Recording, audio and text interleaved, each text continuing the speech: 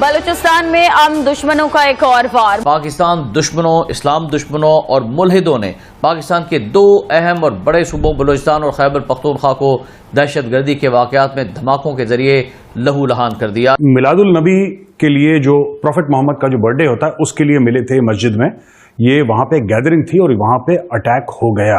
यानी कि मुसलमान का कत्ल कर रहा है और एक हमला जो है वो जो टीटीपी ने हंगू में किया, जिसमें सिक्योरिटी फोर्सेज ने अफगानिस्तान से पाकिस्तान में दरअंदाजी की कोशिश नाकाम बनाते हुए 3 दहशतगर्दों को हलाक कर दिया।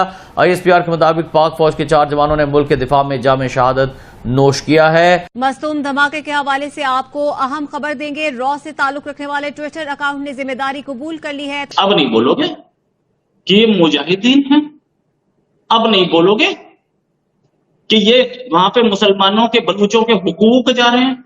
असली इस्लामोफोबिया पाकिस्तान के अंदर है। सबसे ज्यादा कौन सी जगह है दुनिया में, वो दुनिया में कौन सा देश है जहां पे सबसे ज्यादा मुसलमानों का कत्ल होता है? पाकिस्तान है। हर वो आदमी जो इंडिया से लड़ रहा था कश्मीर में, उनको जब पाकिस्तान से मदद की ऑफर होती थी तो वो ले लेते थे।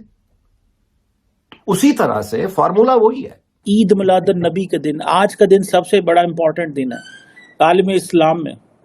ये कौन से मुसलमान है, ये क्या करते हैं, ये मासूम लोगों को दहशतगर्दी, हम किससे बात करें इस हवाले से?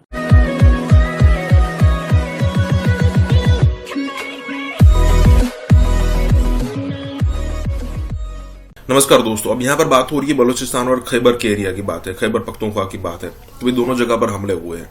अब देखिए, बलूचिस्तान एरिया वो एरिया है जहां पर अब तक मतलब 70 सालों तक, 65 से 70 सालों तक पाकिस्तान ने जो अपनी मनमानी की है, जो चाहे किसी को भी उठा लिया और सालों तक वो घर नहीं गया, चाहे उसको मार दिया या फिर कहे कि उसको अपने किसी जेल में रखा, उस पर यातनाएं यहाँ पर सब कुछ की। और दूसरी तरफ अगर आप देखो खैबर वाला एरिया जहां पर पख्तून लोग रहते हैं, वो भी एक अनडिवाइडेड अफगानिस्तान का पार्ट था। अब उसको भी अंग्रेजों ने डिवाइड कर दिया। हम सबको पता है कि डूरन लाइन जिसको कहते हैं, अफगानिस्तान उसको मानता नहीं है, पाकिस्तान उसको मानता है। पाकिस्तान ने कई बार उस बॉर्डर पर यहाँ पर फेंसिंग करने की ट्राई की, लेकिन तालिबान जो है उसको मानते नहीं और तोड़ कर ले जाते हैं। कहने का मतलब ये है कि जब आप अपने किसी मतलब लोगों को इतनी यातनाएं देते हैं, ठीक है, लाखों लोग हैं, उसमें से अगर मान लीजिए कि लाखों में से कुछ 200-500 भी अगर खड़े हो गए कि भाई हमें इसका बदला लेना है, तो कितना बड़ा नुकसान पहुंचा सकते हैं, ये इसके एग्जाम्पल्स है। और देखिए, BLA प्रॉपरली अब स्ट्रांग हो चुकी है, जो पाकिस्तान को आने वाले दिनों में भुगतना पड़ेगा। पाकिस्तान के खिलाफ कई सारे फ्रंट खुलने वाले। देखिए, अगर युद्ध हुआ तो ईरान, अफगानिस्तान, इंडिया, और इंटरनल इंस्टेबिलिटी भी होगी। सिंधु देश वाले लोग हैं, बलूचिस्तान वाले लोग हैं, खैबर वाले लोग हैं, कितने फ्रंट से लड़ना पड़ेगा ना, वो पता नहीं है पाकिस्तान को। इसी के साथ ही वीडियो शुरू करते हैं। और हाँ दोस्तों, सुपर थैंक्स के जरिए हमें मदद करना ना भूले। नाज़रीन, एक ऐसे वक्त में कि जब पूरी कौम नबी आखिर ज़बान, आकाए दो जहान, खातमुन नबीयीन हज़रत मोहम्मद मुस्तफ़ा सल्लल्लाहु अलैहि वसल्लम के मिलाद की खुशियां मना रही थी, पाकिस्तान दुश्मनों, इस्लाम दुश्मनों और मुल्हिदों ने पाकिस्तान के 2 अहम और बड़े सूबों बलूचिस्तान और खैबर पख्तूनख्वा को दहशतगर्दी के वाकयात में धमाकों के जरिए लहूलुहान कर दिया, जिस पर पूरा मुल्क दुखी है, गमगीन है। आज मुल्क में दहशतगर्दी के 3 वाकयात रूनुमा हुए। सबसे बड़ा वाकया बलूचिस्तान के शहर मस्तूंग में मदीना मस्जिद के करीब ईद मिलादुन नबी सल्लल्लाहु अलैहि वसल्लम के जुलूस में खुदकुश हमले का था, जिसमें DSP नवाज गशकोरी भी शहीद हो गए, जो जुलूस के सिक्योरिटी इंतजाम की खुद निगरानी कर रहे थे। और खुदकुश हमलावर जुलूस के शुरका के दरमियान दाखिल होने में कामयाब हुआ।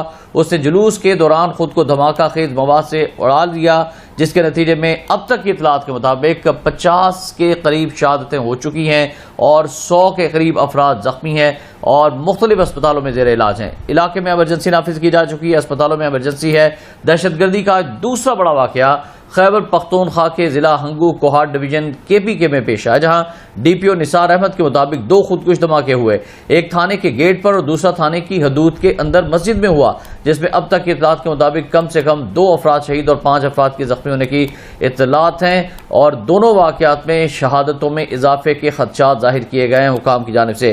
नाज़रीन, आज दहशतगर्दी की तीसरी बड़ी कार्रवाई अफगानिस्तान से बलूचिस्तान के इलाके में की गई, जिसमें सिक्योरिटी फोर्सेज ने अफगानिस्तान से पाकिस्तान में दरअंदाजी की कोशिश नाकाम बनाते हुए 3 दहशतगर्दों को हलाक कर दिया।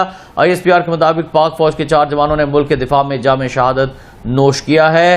आलम इस्लाम में हमारे जो प्रॉफेट मोहम्मद सल्लल्लाहु अलैहि वसल्लम है, उनकी बर्थडे के हवाले से होता है। और दोस्तों, इंतहाई दुख की बात है कि आज के दिन पाकिस्तान के अंदर 3-4 हमले हुए हैं। एक हमला तो बलूचिस्तान के शहर मस्तूंग में हुआ है, जहां 50 के ज़्यादा लोगों की जानें चली गई हैं। एक हमला जो है, और ये ईद मिलादुन नबी यानी कि मुसलमान का कत्ल कर रहा है। और एक हमला जो है वो जो टीटीपी ने हंगू में किया, और सियासतदान है हमारे के लड़ रहे हैं, बलोच सियासतदान भी लड़ रहे हैं और कोई कसर नहीं छोड़ रहे एक दूसरे को नीचा दिखाने में, जिससे उनको ये पता नहीं है कि रियासत नीचे आ रही है। लेकिन 7 समंदर पार वॉशिंगटन डीसी में क्या हो रहा है मैं बताता हूं आपको। 7 समंदर पार डॉक्टर जयशंकर जो कि न्यूयॉर्क से उठ के वॉशिंगटन गए थे, जबकि पाकिस्तानी वजीर आजम और पाकिस्तानी वजीर खारजा को खाली हाथ वापस आना पड़ा, जिनको वहां जाने की कोई जरूरत नहीं थी। Doctor Jaishankar secretary of state Antony Blinken से मिले हैं, members of the US Congress से मिले हैं, नेशनल सिक्योरिटी एडवाइजर से मिले हैं, और इसके बाद यूएस इंडिया स्ट्रेटेजिक पार्टनरशिप के तहत एक ग्रुप से मिले हैं, जहां पे उन्होंने इमर्जिंग टेक्नोलॉजी और रेजिलिएंट सप्लाई चेन मींस के they want to make India a place जिसके ऊपर अमेरिका कांस्टेंट रिलाई कर सके। और उन्होंने बड़ी बात की वहां पे इंपॉर्टेंट, उन्होंने कहा we are so happy, India is so happy कि जो कॉरपोरेट बोर्ड रूम्स हैं वो इंडिया के बारे में बात कर रहे हैं, वो कॉरपोरेट जो बोर्ड रूम्स हैं वो इंडिया के बारे में बात कर रहे हैं। उन्होंने साथ यूएस ट्रेड रिप्रेजेंटेटिव से एम्बेसडर क्या नाम था उनका, एम्बेसडर कैथरीन ताई, उनसे मुलाकात की, और थिंक टैंक्स के जो वाशिंगटन के सारे हमारे वजीर खारजा वजीर आजम तो एक थिंक टैंक में गए ना, उन्होंने डॉक्टर जयशंकर के पास इतना टाइम नहीं है और हर बंदा उन्हें सुनना चाहता है, और उन्होंने सारे थिंक टैंक्स जो मेजर थे उनके एग्जेक्टिव्स को सामने बैठाया और कहा जनाब कि आप आए, हम आपसे बात करना चाह रहे हैं। अभी ये लोग कह रहे हैं, जो पाकिस्तान से मैंने पता लगाने की कोशिश करी है थोड़ी बहुत, मेरे पास भी कोई ज़्यादा नॉलेज नहीं है इसके बारे में, लोग कह रहे हैं कि इसका जो काउंट बढ़ेगा, क्योंकि डॉक्टर्स ये बता रहे हैं बलूचिस्तान में, ये बलूचिस्तान में हुआ है कि you know it's very this thing in the sense that some people are very very serious, head injury हुई है तो पता नहीं जिएंगे नहीं जिएंगे। तो मैं चाहता हूं कि मेरी तरफ से यही प्रार्थना है कि भगवान उनको ठीक ठाक रखे। इनोसेंट लोग हैं यार, उनका कोई लेना देना तो है नहीं, कोई लड़ाई झगड़ा किसी के साथ ऐसा हो गया। लेकिन मैं फिर पाकिस्तानियों से पूछना चाहता हूं कि ये बीज बोया किसने यार? कभी ना कभी तो आपको रिविजिट करना पड़ेगा। ये जो आपने रेडिकल इस्लाम का बीज बोया है ना पाकिस्तान में, रेडिकल इस्लाम का, पाकिस्तान में अलग अलग किस्म के इस्लाम है, 1 2 3 4 नहीं, 72 किस्म के इस्लाम है।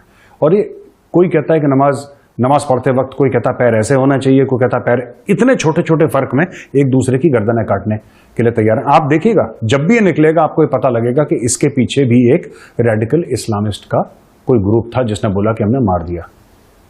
ये जो अभी बेचारे 34 मर गए हैं बेचारे, और 130 से ज्यादा घायल हैं। अब पता नहीं कितने और मरेंगे, क्या होगा, आई डोंट नो। बट आप ये देखिएगा वो भी बोल रहा है, जो सुसाइड बॉम्बर है, ठीक है, उसको उसके गिरोह वाले बोलेंगे कि ये शहीद है, और जो मर गए ये लोग बोलेंगे कि ये शहीद है। ये आपस में ही कंफ्यूजन है कि कौन शहीद है, और एक दूसरे को क्यों मार रहे हैं ये साबित करने के लिए कि बेहतर मुसलमान कौन है, और ये वाले तो बुरे हैं, इनको मार डालो। ये एक्चुअली ये हो रहा है पाकिस्तान में, आज से नहीं, 76 साल से, जब से पाकिस्तान बना है यही ड्रामा उनके यहां चलता है। एंड इट्स वेरी अनफॉर्चुनेट यार, इट्स वेरी वेरी अनफॉर्चुनेट।